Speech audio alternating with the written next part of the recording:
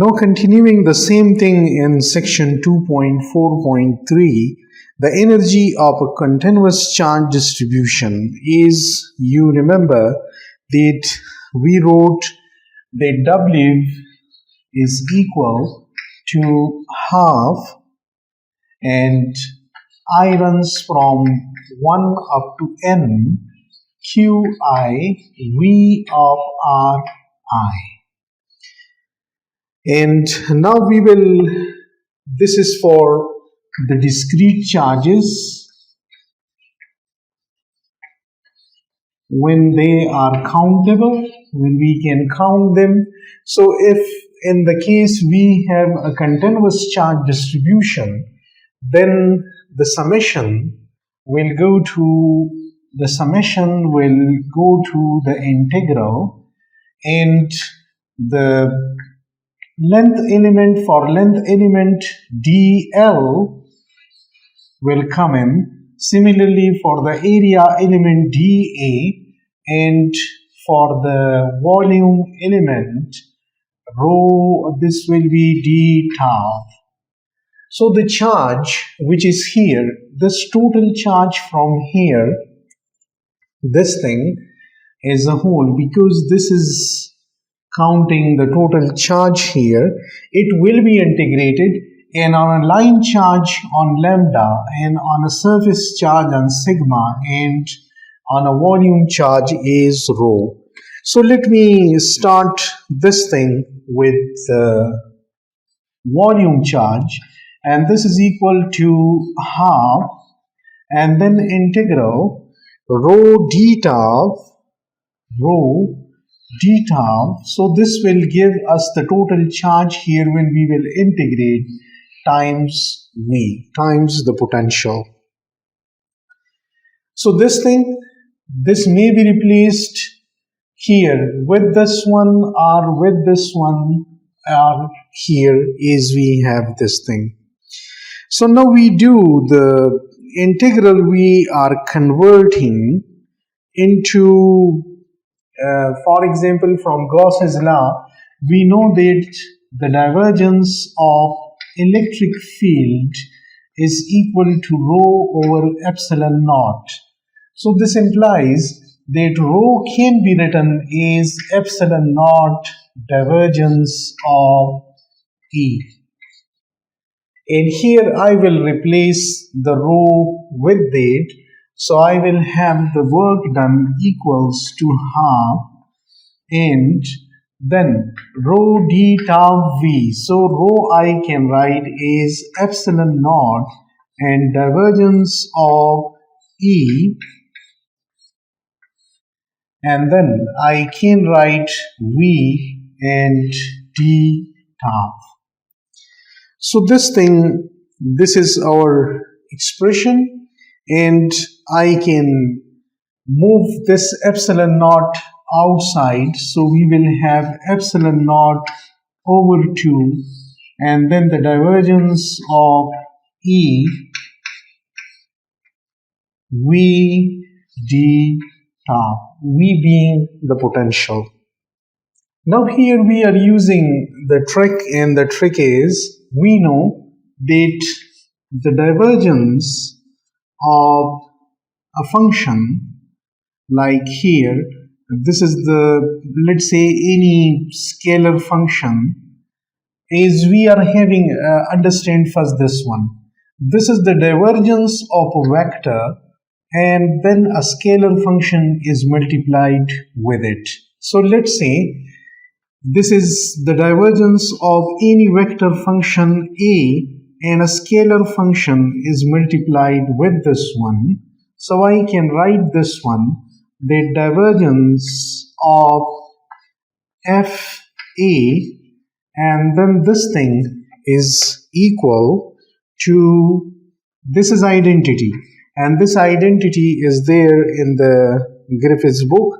I can write this as F in divergence of A plus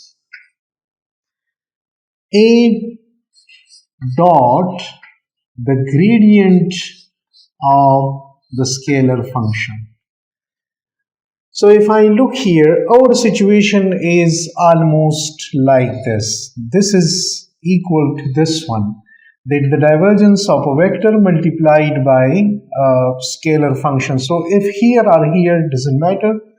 So we can leave this thing here, then it will be equal to f and divergence of A is equal to move this one the other side. So this is divergence of FA and minus A dot gradient of F.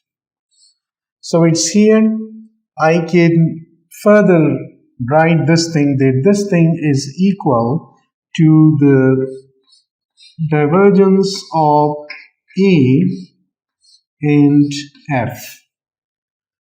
So I can replace this thing over here. So what I will write, I can write the W is equal to epsilon naught over 2, and then the integral I can write is that here the integral is equal to, when I will do the integral here, so let me write here that it will be the integral of this one, then minus integral of this one, and plus integral of this one.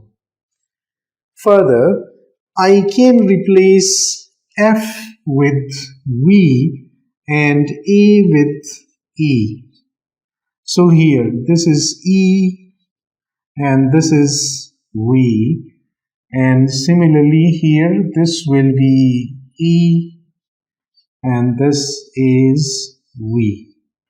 So I can replace these things here. So I can write that epsilon naught over 2, and for this one, for the rest of the values for this one, I can write that this is equal to minus integral in A dot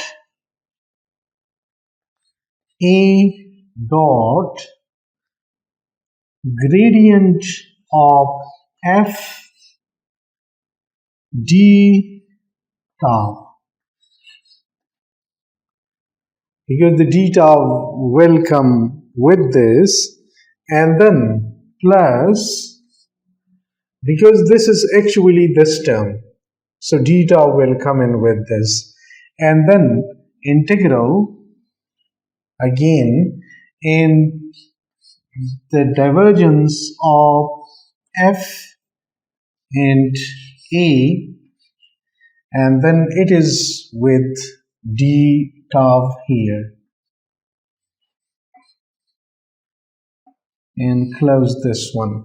So here for A I will write E, so this is E, and for F I will write V, for F I will write V here, and for A I will write A. So this thing is equal to epsilon naught over 2 and minus integral E dot del V, E dot gradient of V and d tau plus integral and divergence of V and E d tau. So this thing is equal to this. Now here I know that divergence of V, this is equal to minus E here. I know this. And then I come to this one, as it's a scalar function, so I can write it here earlier as well, and then this thing is equal to this thing, divergence of this. So this V I can write here, and it will be divergence of E d tau.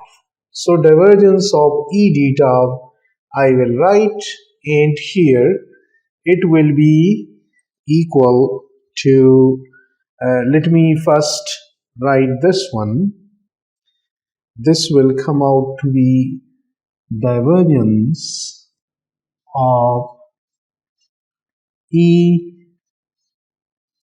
d tau, and this thing I can write is closed surface integral in E dot dA. This we know from the divergence theorem.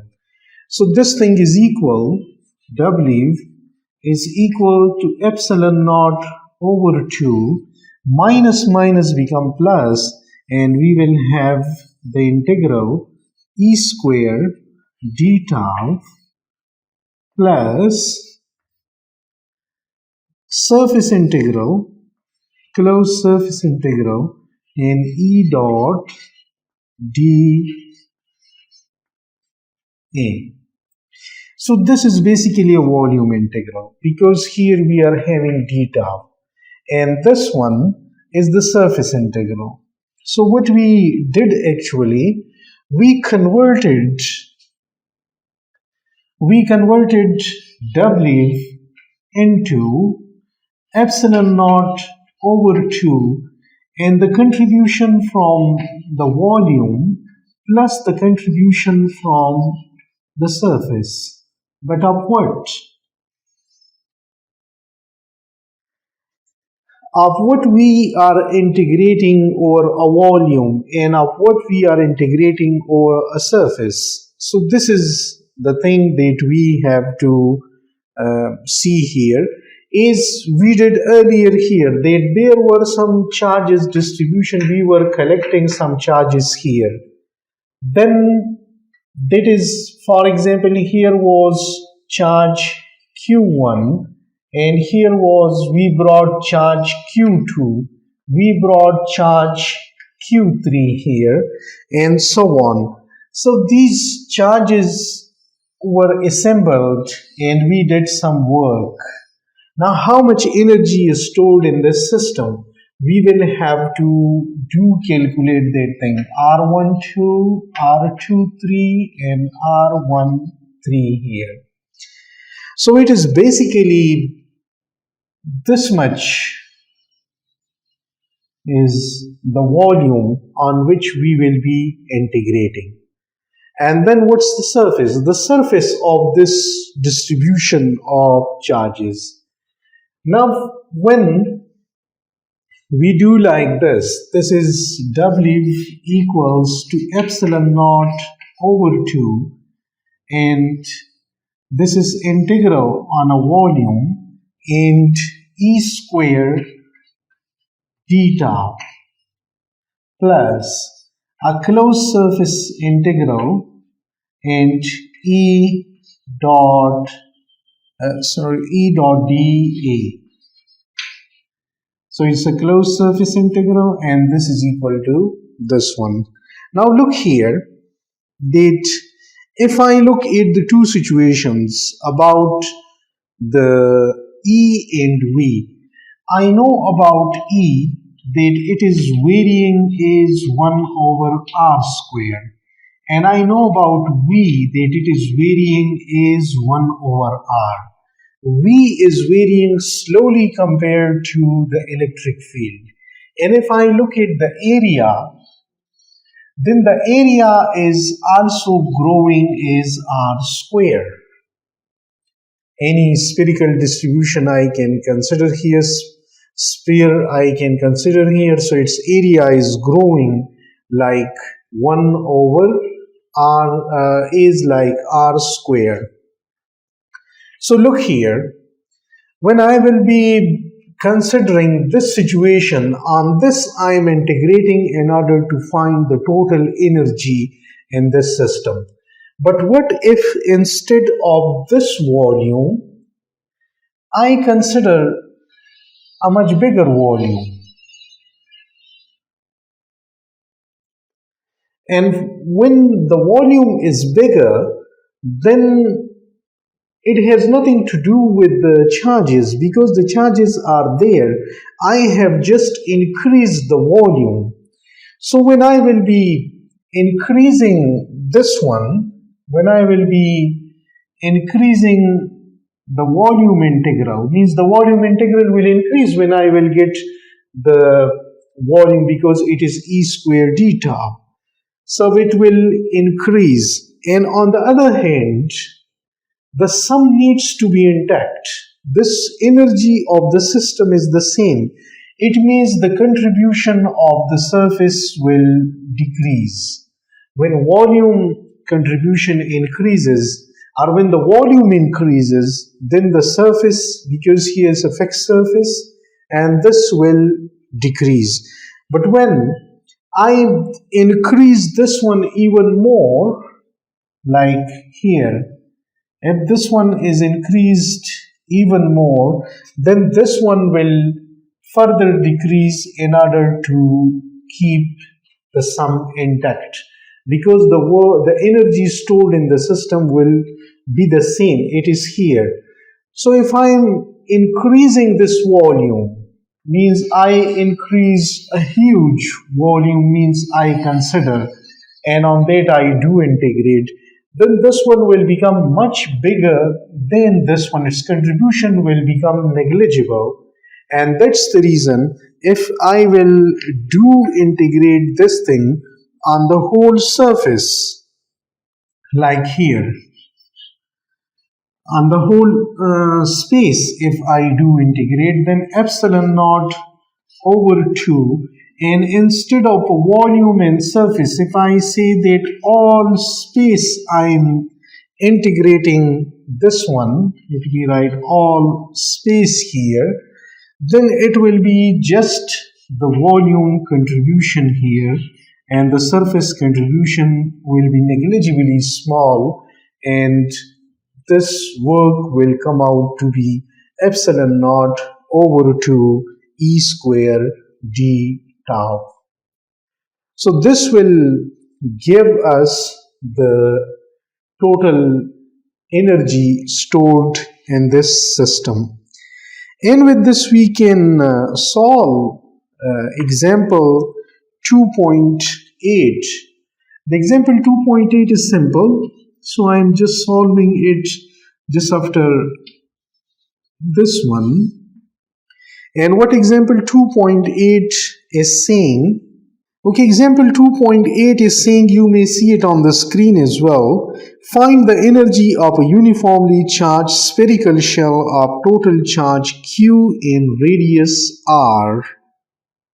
So the energy of such a spherical shell, which is having total charge equal to q in radius equal to r. So we will solve it both ways. We will solve it this way, in which we will utilize this equation, the e square d tau. We will solve it with this equation. First we will solve this with this equation. So let me first write that equation. But as we are having a spherical shell, and spherical shell means that we will, instead of rho d tau, we will take sigma dA, because charges are on the surface.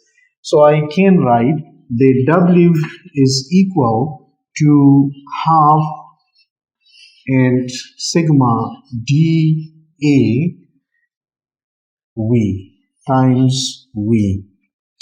And I know about the V, I know that inside the spherical shell we have a constant potential, which is 1 over 4 pi epsilon naught, the total charge there divided by the radius of the sphere, which is r here. So it's a constant. I can calculate the work here. So work is equal to half, and then I can write the charge This is sigma, this is dA, and this is V. So I can write the sigma dA, and the sigma dA is basically the total charge here. It will integrate in, it will give us the total charge equal to Q. So we have half Q, and then the potential, there is no integration involved. So 1 over 4 pi epsilon naught and Q by R, and this will give us the work in such a system, or the energy stored in such a system is 1 over 2 and 1 over 4, 1 over 8 pi epsilon naught and Q square over R. So this will be the total work of, or the total energy stored in such a system. And alternatively, we can use this equation now, and W is equal to epsilon naught over 2 and E square d tau. We know about E, that E inside a sphere, when potential is constant and E is minus del V here, E is minus del V here, so electric field is 0 inside, but outside this electric field is equal to 1 over 4 pi epsilon naught and Q by R squared. So if I squared this thing, then it will be 1 over 16 pi square epsilon naught and then Q square R4. But I will put this value here and will square it. And about d tau, I know that this is R square dr sine theta d theta d phi. And I know that what value this will give, but we will have to utilize the integration here, and the W is equal to epsilon naught over 2 here. And let's also sort out the constant term. The constant term is here. So this is 1 over 4 pi epsilon naught, 4 pi epsilon naught squared, and then integral Q squared over R4 and then d tau. So this is R square dr sine of theta d theta and d phi, and we are integrating over all space. All space means we will have to integrate it with the sphere. So here we see that R square is cancelling with here and only R2 remains here. Then it will be integrated on this one, and this will give us just 4 pi for a sphere. So I can move this thing outside, and we have this thing epsilon naught over 2, 1 over 4 pi epsilon naught whole squared, and then we have Q square here. So Q square will come here, Q square outside, and 4 pi will also come from there, 4 pi from there, and then we have 1 over R square dr, 1 integral 1 over R square dr here. So the 1 over R square dr, now what will be the limits? The limits will be that inside the sphere, this is a sphere, and inside the sphere we are having the electric field equal to 0, and then it will be the R here, and this will go to infinity. So this is R. So we will move from R to infinity. And this will give us, let me do some simplification here. So what simplification is done here, we can see that 1 epsilon naught will go with 1 epsilon naught here, and 4 pi 1 will go with 1 4 pi, and 1 4 pi will remain. So that 4 pi multiplied with 2 will give us 1 over 8 pi, and 1 epsilon naught remains here. So epsilon naught here, 1 over 8 pi epsilon naught, and then q square here. So let me write this q square here, and multiplied by minus 1 over r, because 1 over r square integral is minus 1 over r, and then the limits are from r to infinity. And this thing comes out to be equal. We can solve this one readily and then can write the final result here.